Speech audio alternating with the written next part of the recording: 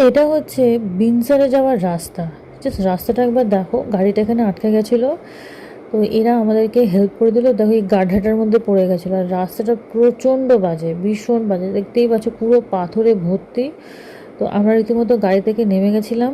আর এখান থেকে ওরাও ব্যাক করে ফিরছে, ফিরতে ফিরতে দেখে যে আমাদের গাড়িটা ওখানে আটকে গেছে। ওরা কিন্তু নেমে আমাদেরকে হেল্প করে দিল। জাস্ট রাস্তাটা একবার দেখো, কি বাজে, অসম্ভব বাজে রাস্তা। মানে এরকম রাস্তায় ওরা এন্ট্রি ফি নেয়, তো রাস্তাটাকে কেন যে ঠিক করে না আমি জানি না।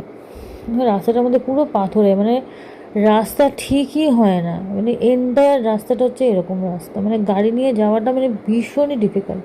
মানে আমাদের প্রচণ্ড কষ্ট হচ্ছিলো রাস্তায়, রীতিমতো জার্কিংয়ে না, মানে সারা গা পাক দিয়ে গা গুলিয়ে রীতিমতো বমি পাচ্ছিল। এমনিতেই পাহাড়ি রাস্তা, তো বমি তো পাবেই। আর দেখো দুধারে পুরো এরকম পুরো জঙ্গল, এখন মেয়ে দেখো দৌড়ে দৌড়ে যাচ্ছে।